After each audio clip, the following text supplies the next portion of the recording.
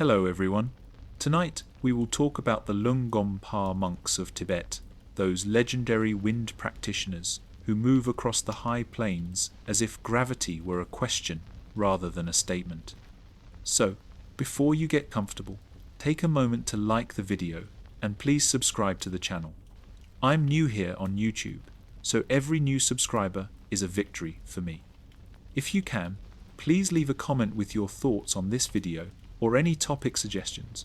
I would appreciate it very much. Settle. Shift an inch in your chair. Feel the seat receive you. Gravity, the oldest embrace, does not bargain. Your spine stacks. Your shoulders unclench. The breath you just took cost you nothing and gave you everything. Hold that ease a moment. The comfort of four walls. Air you did not have to earn. A heart that never sent you a bill. This is given. This is passing. Now, the break. Picture a man who seems to ignore gravity, a monk skimming across ice deserts at 5,000 meters. Night into day into night. No campfire, no tent, no meal. Just breath and cadence. Step after step, as if the earth were a drum and he a metronome. The image arrives like a footprint in snow and does not melt. A witness follows that rhythm across history. Alexandra David-Néel, the woman who abandoned European luxury, disguised herself as a beggar and walked the spine of Asia to test a single wager. If you leave the system behind, what does a human become? She wrote of a runner who did not seem to tire, of a body that became light, of a rule whispered by guides. Do not interrupt a Lung-gom-pa. In the thin air of the plateau, a story took shape, not of magic, but of engineering. And yet it is said some parts do not enter books. This is not written about, except in whispers. Only a few learn, only a few carry. Cycle 1. The opening ritual, comfort and effort. Shadow and engine. We begin where the body sits, in stillness, in a room with a door that opens and closes. The first rite is to feel what is already occurring, the diaphragm's slow bellows, the ribs with their patient hinges, the small tide in the belly, the smaller tide under the breastbone. This you know, without names, without diagrams. Then we cross the threshold of story, the plateau, blue iron night, stars like frost hammered into a black anvil, wind writing its scripture across snow. In that vastness, a moving dot at the edge of sight. Alexandra watches. The dot becomes a figure. The figure becomes a runner. He does not sway. He does not scan. His gaze is a line drawn through night. His step is a drum. Hours pass, but his cadence does not. The guides whisper the golden rule. Never interrupt a Lung-gom-pa. The trance is delicate. Break it, and the body may break with it. In the monastery, they say, effort must be trained to look like ease. The visible vanishes, the hidden carries. The outer step softens, the inner step hardens. The runner is not supernatural. He is super-organized. Remember this image. We will return again and again, like prayer wheels, like breath, like seasons. Cycle 2. Seclusion training. The cell as instrument, the body as machine, the mind as witness. It is said, before the runner, the sitter. Imagine a dark cell the width of a man's outstretched arms, silence thick enough to hear your blood. Years measured not by calendars but by repetitions.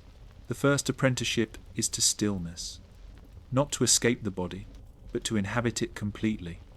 They sit cross-legged on a firm platform, no hands, no push from the floor. Then a vertical pulse, a hop that looks like a seated levitation.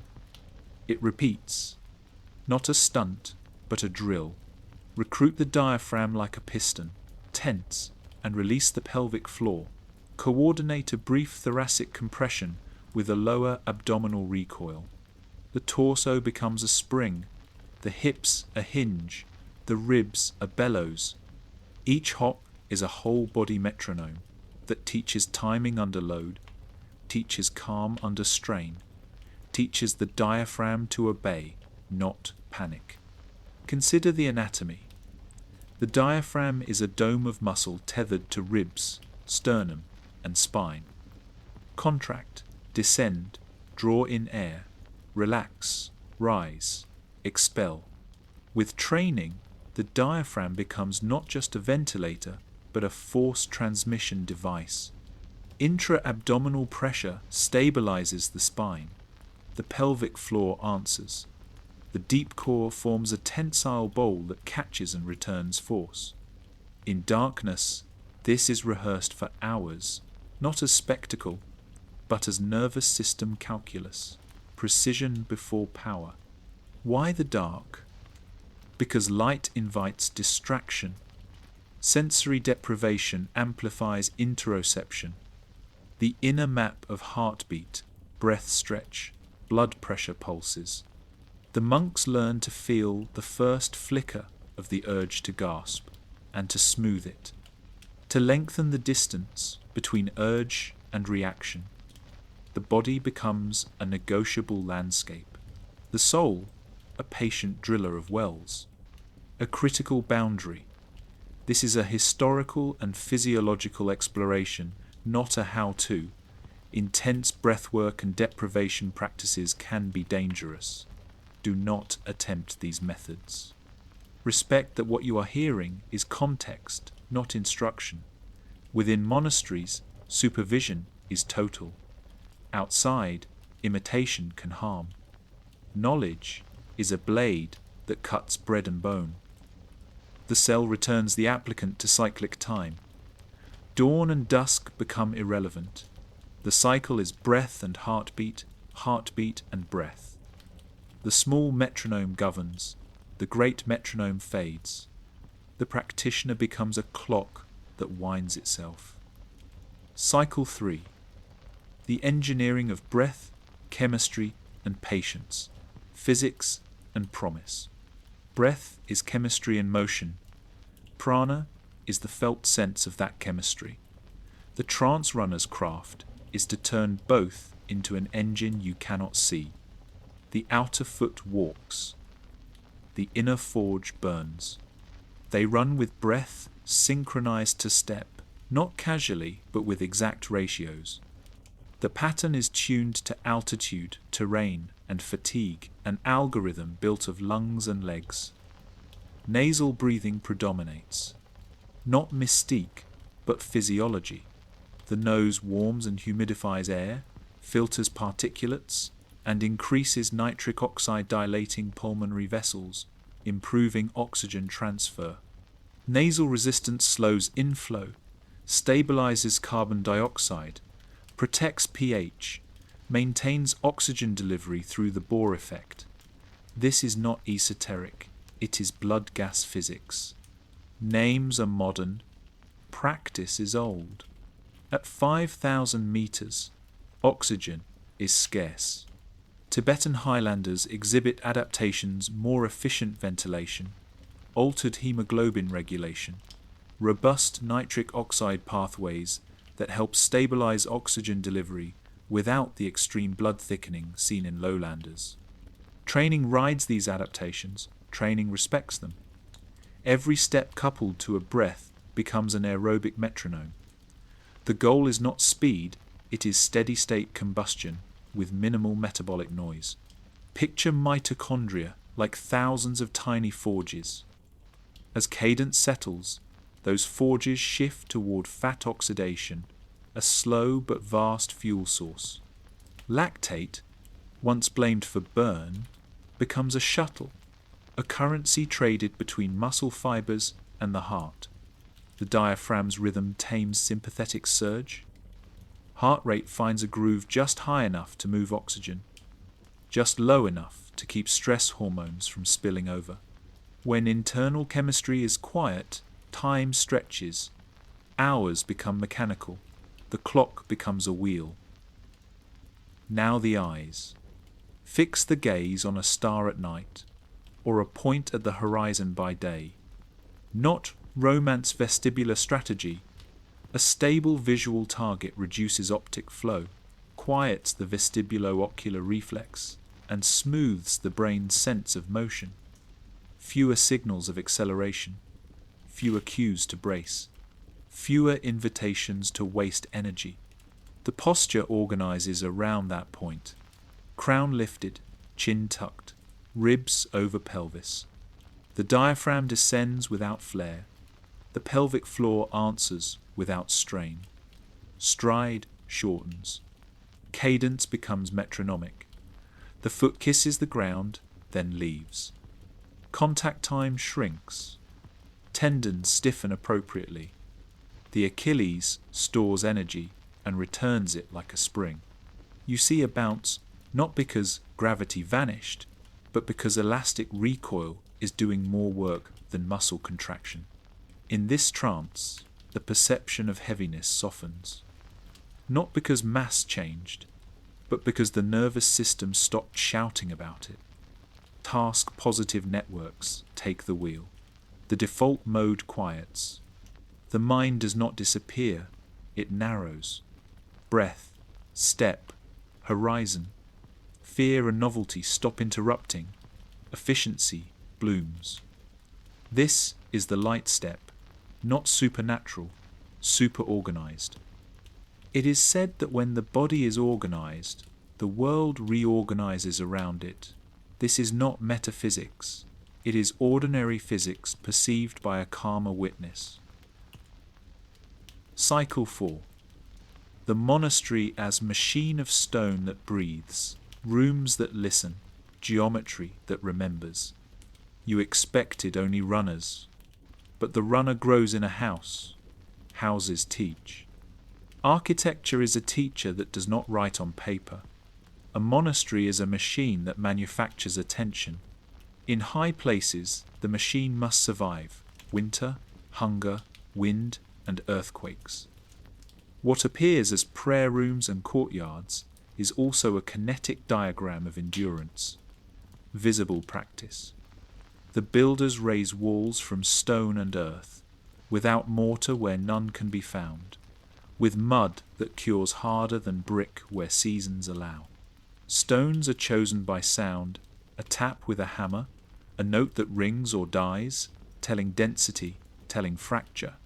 Courses interlock, long stones crossing seams, corners stitched with care. Timber is scarce. When used, it is used like a vow precise, rare, binding. Roofs are corbelled, layers stepping inward, a false dome found in mountains that do not give wood freely. Windows face the right winds. Thick walls drink day heat and release it by night. The monastery breathes through courtyards, drawing air with temperature, expelling smoke where no chimneys would stand. Earthquakes come. The walls flex. The machine remains. Symbolic meaning, it is said each stone carries a syllable. The load is mantra. The compression is blessing. The interlocked courses are vows. The cornerstones are elders. The lintels remember drought and festival. A courtyard is a lung. The narrow passages compress attention. The sudden bright terrace expands it. The roof becomes a calendar. Snow writes dates on it. Geometry becomes doctrine. In this house, you learn cyclic time, not from clocks, but from shadow and draft. Reason for secrecy. This is not written about in manuals. Only a few learn from the elder masons, because building is a spell. Poorly cast, it fails in wind and winter. The risk is not only collapse, but imitation tourist monasteries built for cameras, not storms, disasters shaped like temples. And there is ethics. A sacred plan can be misused to legitimize authority without discipline. So measurements are remembered in bodies palm, forearm, stride, and passed from master to apprentice in walk and touch. Not numbers. Isolation preserves. Fame dilutes. Cycle V. The paper that remembers, bark, water, sun. The visible, the symbolic, the hidden. There is an archive here, but it does not rest in the cloud. It is said the best library is a climate, cold, dry, thin, and yet paper must be made before it can be stored. In Tibet and across the Himalayan ranges, a plant weathers cliffs, daphne, the lokta shrub, bark that survives snow, returns after cutting, stubborn as prayer. Visible practice. Strips of bark are harvested and carried down, soaked in cold water that tastes of rock, boiled to loosen fibers, pounded until the plant forgets it was a plant. A slurry forms, white as milk, grey as mist. A wooden frame with a screen is dipped and lifted. Water pours away like years. A skin remains. Laid to dry on stone, warmed by sun, pressed with smooth wood, burnished with patience. The sheet ripens from wet to tough, and the hand learns a ruin-resistant grain. Pigments do not bleed. Insects hesitate. The paper smells faintly of rain and sap. It is not merely a surface, it is a companion to winter. Symbolic meaning. Paper is skin, it remembers touch. Daphne, that returns after cutting, teaches that knowledge must be harvested without killing its source. Each sheet is a snowfield awaiting track. Monks learn that memory is a spiritual practice. To copy a sutra is to breathe someone else's breath and make it your own. The fiber meshes, like community, stronger together than alone. Impermanence is not denied. Pages fray, corners round, mice nibble, but within good climate and watchful ritual, texts endure like glacier ice, melting slowly. Reason for secrecy. Recipes are guarded not to hoard profit, but to guard durability and meaning. A wrong proportion of fiber to water, an ill-timed drying, and a text dies young. Also, power hides in paper. The ability to confer legitimacy. Edicts, seals, ritual diagrams, these can move villages, armies, wealth. It is said that to forge a text you must first forge a sheet. So apprentices learn by season, not by book. Only a few are entrusted with the full rhythm harvest moons, water temperature by wrist, the right stone that warms but does not scorch. This is not written about, it is touched about. A sheet lifts in wind and lands again. A bell rings once, time circles. Cycle 6. The ink that does not dry. Flame, soot, binder, the visible, the symbolic, the hidden. If paper is skin, ink is breath made visible. The monastery keeps lampblack, as if keeping night in a jar.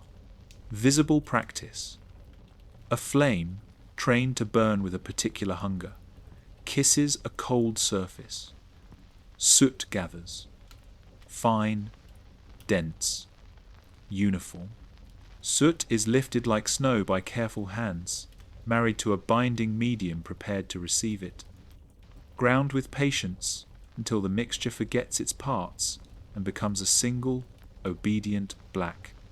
The ink must flow and stop, wet and settle, shine and then grow matte.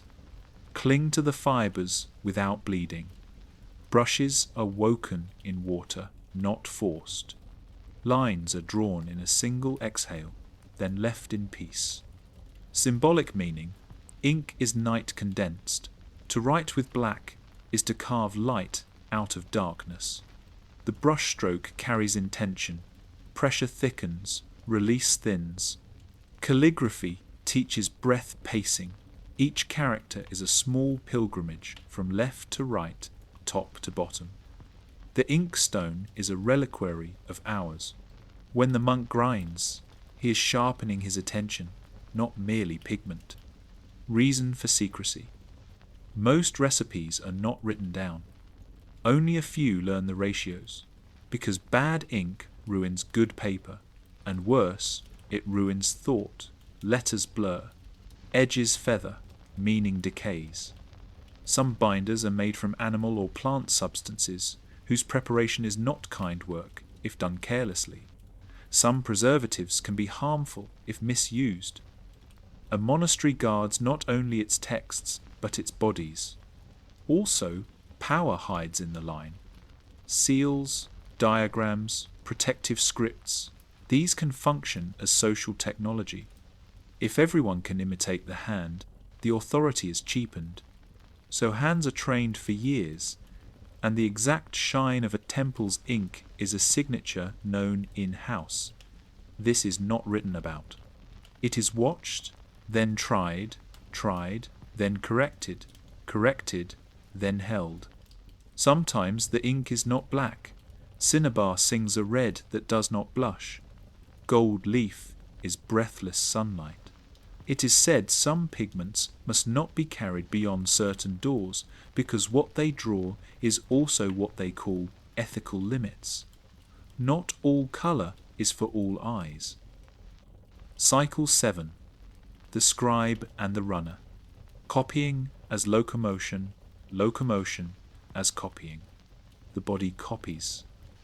The runner copies a breath onto a step and a step onto a breath. The scribe copies a syllable onto a page and a page onto a memory. The monastery is an archive of repetitions, mantra rosaries, feet along cloisters, bells on the hour, bowls set and washed, incense lit and silted, winter arriving and arriving and arriving. Visible practice. A novice sits before a text. He reads a line aloud in a whisper. Only his own ear catches. He traces it with the brush. He checks it against the master copy. He breathes again. His heart rate slows when the brush finds a groove. In the courtyard, a senior monk walks the perimeter with exactly the same number of steps each lap, turning at the corner, without adding or subtracting a fraction. Elsewhere, in the cell, the seated hop continues. Piston and bellows, bellows and piston. Symbolic meaning. Memory is not storage, it is pilgrimage.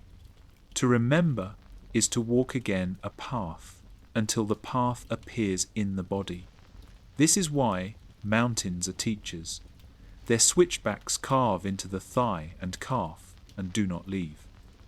This is why chants repeat. The mouth becomes the path of sound. Cyclic time returns here as mercy, not prison. You cannot hurry a circle. You can only arrive where you began with a different heart. Reason for secrecy. While the outer scripts are shareable, inner scripts are not. The personal algorithms of attention that hold a trance in storm or in hunger are not diagrams, but vows. If exposed to haste and commerce, they turn into weekend workshops, lose their teeth, and bite no one, not even their owners. It is said, teach the posture, not the promise. The promise must be earned in silence. Only a few learn the inner counting, how many steps per breath in that pass, how many syllables per exhale in that winter. This is not written about. It is counted on the inside of the lower lip and forgotten the moment the body understands. Cycle 8. The running lesson. Physics of lightness, ethics of interruption. We return to the runner because he is not finished. The horizon is the cleanest teacher. Fix your gaze on a point and the world steadies. Fix your gaze on a star and the night stops shaking. The foot kisses ground quickly, springs away. The Achilles becomes a bow. The knee avoids collapse. The hip avoids swagger. The breath arrives as if invited. The exhale leaves as if released. After hours, the chemical panic that would harass a novice has nowhere to nest. It is cold outside. Inside, a small summer keeps the vessels from closing. Visible practice, short steps, fast cadence, quiet feet, gaze set, shoulders loose, the back wide and alive, not clenched, the jaw relaxed. The tongue resting against the palate, a soft key under a soft roof, encouraging the nose to do its old, good work. Symbolic meaning, to become light is to become obedient to law. Gravity is not an enemy, it is a drum that keeps the beat. The runner submits and is freed. The mystery lives at that hinge. Surrender as technique, technique as liberation. He is not escaping the world, he is changing his contract with it. Reason for secrecy. Interruption is hazard. A hand on the shoulder, a sudden question, a shout in the dark. These break the narrow river of attention that holds chemistry in a corridor. At altitude, collapse can be fatal.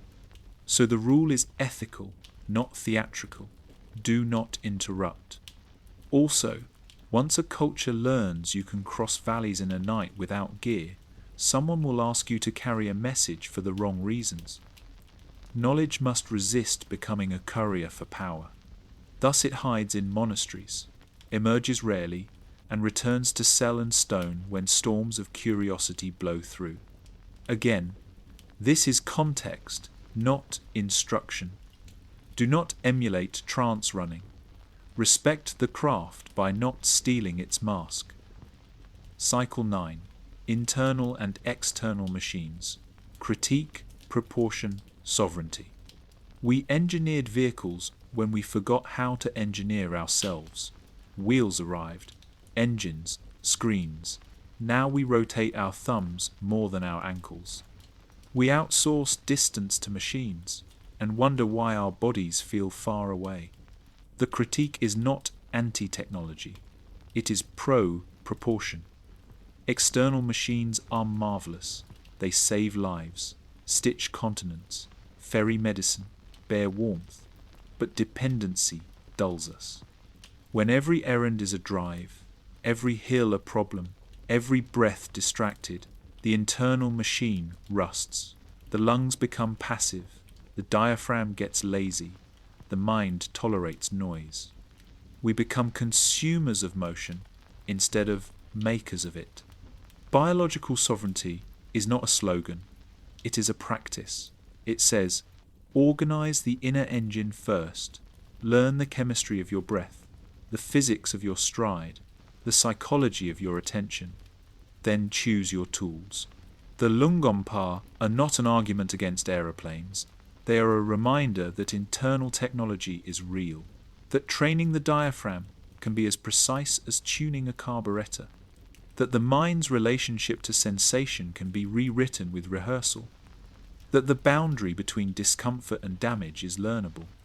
Alexandra's sentence stands like a bell struck once. For Tibetans, these are not supernatural magics. They are simply the results of rigorous technical training. The blade cuts through myth without killing wonder. It returns agency to the body. It says, you are not a passenger in your own chest. Cycle 10. Isolation as preservation. Gates of geography, gates of language, gates of disdain. Some knowledge hides not because it is sinister, but because it is fragile. A valley's winter is a gate.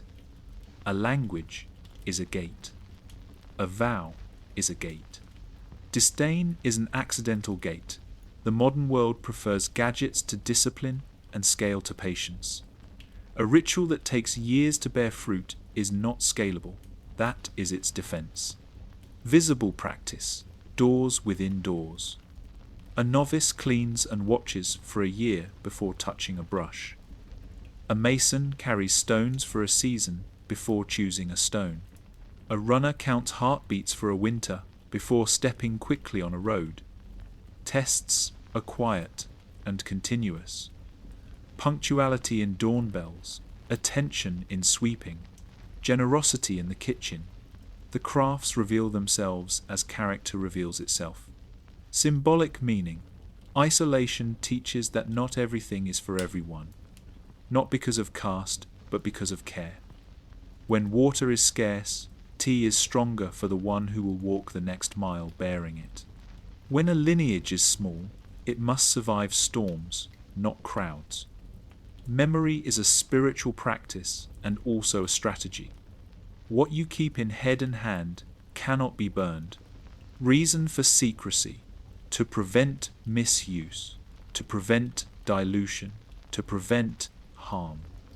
Some pigments are hazardous if prepared without knowledge.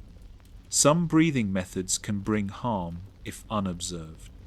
Some architectural shortcuts kill. Also, there is dignity. A craft lives when its apprentices consent to slowness and are met by teachers who carry the full weight of their own teachers. Viral knowledge forgets debt. Cycle 11. The desert encounter. Weather passing through a person passing through weather. Night on the high plateau is not black, it is blue iron. Stars hang close enough to touch. The wind writes its own scripture in the snow. In that vastness, a moving dot appears at the edge of sight. Alexandra watches. The dot becomes a figure. The figure becomes a runner. He does not sway. He does not scan. His gaze is a line drawn through night. His step is a drum. Hours pass, but his cadence does not. The guides whisper the golden rule: never interrupt a Lung-gom-pa. He passes like weather. She does not call out. The desert returns to its own quiet. The silence that follows is not absence. It is a contour, like a mountain revealed by snow. In her notes, she will avoid selling miracles. She will record technique and discipline. Trance, yes, but also drills and ratios and years of quiet effort. Memory carries romance. Translation blurs edges. Distance edits truth. The core, breath synchronized to step, attention narrowed to a point, physiology tuned to endurance is testable. The rest remains inside a lineage that owes you nothing. Cycle 12. Workshops within walls. 3 initiations of matter: stone, paper, ink. We descend from the plateau into 3 rooms: the house that breathes, the table that remembers, the inkstone that hums. Stone room. Visible practice. Apprentices in felt boots place stones along a chalkless line. They tap, they listen. One stone sings dull, discarded for fill. Another rings, saved for edges. They learn the weight their wrists can survive. The body's leverage becomes their arithmetic. No blueprints. The master's shoulder becomes the unit. A course height is this many shoulder breadths. A window's eye is this many palms. Timber is set like a vow, precisely, once. The wall rises and turns a corner without losing its grammar. Symbolic meaning. Stone is stubborn compassion. It refuses to move, but if you learn its will, it will bear your winter.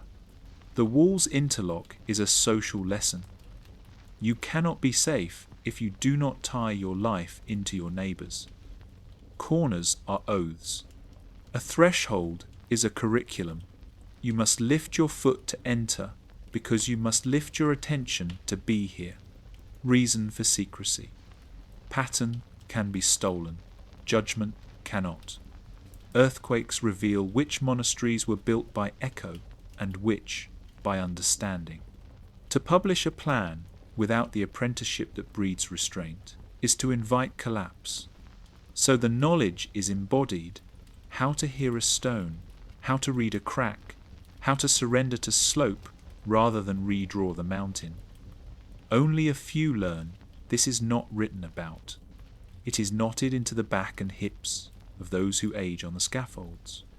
Paper table, visible practice, bark, steam, pounding, screen, sun, stone, hand, a rhythm that does not change when the year changes.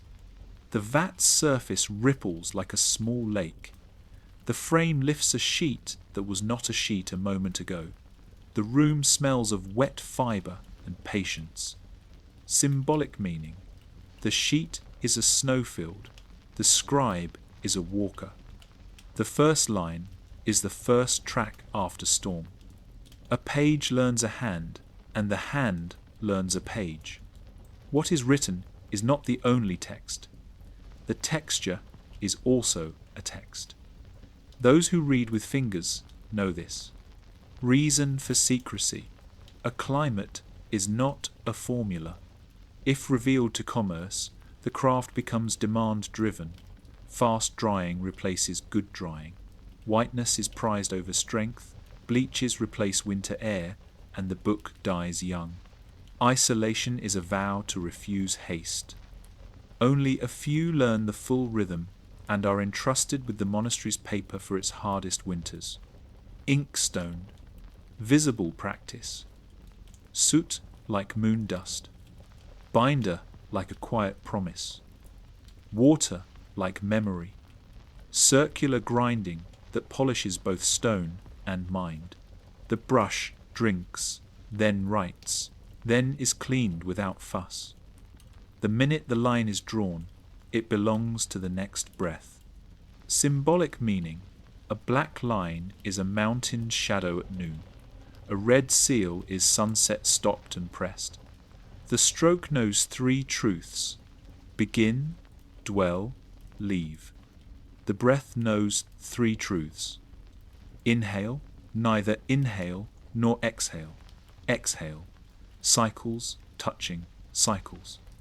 Reason for secrecy: a monastery guards the exact sheen of its black, the way a singer guards the colour of her vow. Not for snobbery, but because the line contains doctrine. Too shiny, and the world reflects itself and does not read the words. Too matte, and the line dies before the meaning lands. Also, pigments can travel into the body. Some are unkind travellers. Apprentices learn safety as devotion. This is not written about. It is monitored by eyes that have seen hands shake. Cycle 13. The ethics of power: what can be said, what must be withheld. We arrive at the edge of a map. Even the narrator is not allowed to cross. There are places where description becomes incantation, and speech carries what it names. We stop one step before the cliff. We look, and we return. It is said that knowledge is a blade and a bowl. It cuts. It holds. It is said that a teacher must decide which face you need. We have spoken of mechanics and material. We have kept the promises of the house. No instruction for trance. No recipes that would injure. No diagrams that would tempt your hands to hazard. If you feel dissatisfaction, notice it. It is a good sign. Appetite is the first proof that you are awake. Cycle 14. Tests without proctors. Small rites for a world with electricity. You do not live on a plateau. You may live in a tower. You may live by a road that never sleeps. Still, mystery is portable. Visible practice. Sit quietly for 2 minutes without moving your eyes from the corner where ceiling meets wall. Count your breaths without correcting them. Notice when you lose count. Begin again without blame. Walk a block and set your gaze on a point that does not move. Let your body adjust to serve it. Stand in a doorway and feel the weight of your foot on the threshold, the lift required to enter. Listen for a sound you usually do not hear: a refrigerator's breath, a city's vein, your own blood in the ear. Symbolic meaning: to find cyclic time inside linear time is to practice sovereignty. There is a meeting between your private winter and the public calendar. The small rites remind you that you carry a monastery's worth of rooms in your chest. Reason for secrecy: none. These are not secret. But there is a limit. Do not attempt deprivation or intense breathwork without a lineage to hold you. Some gates cannot be opened by reading. Some weather requires shelter. Let curiosity fall like snow and become a deep, kind silence around your house. Cycle 15. Alexandra's silence. A bell only once. She returned and did not sell miracles. She wrote carefully. She named awe and then measured it against discipline. Her writing is not without myth. She was human with hunger and pride. But under her stories is a truth that repeats across mountains and deserts and labs. The body negotiates with law. It can be taught to do so with grace. It can also be destroyed by ambition. She wrote her bell. She left the echo to us. We keep her rule. We do not interrupt. Not the runner, not the monastery, not the winter. Cycle 16. Impermanence, the final teacher. Decay as curriculum, loss as pace setter. The monastery's eaves rot where water insistently finds wood. The paper browns at the edge. The ink in the corner turns dusty and cracks.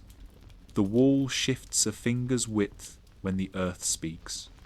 The runner's knees thicken with tiny histories. All this is ordinary, not failure. Curriculum. Impermanence does not cancel endurance, it calibrates it. Visible practice repairs in spring. The same hand that built learns to unbuild and rebuild. Patching is a liturgy. Nothing returns as it was. Everything returns as it can be. Symbolic meaning: you cannot rehearse death, but you can practice letting go.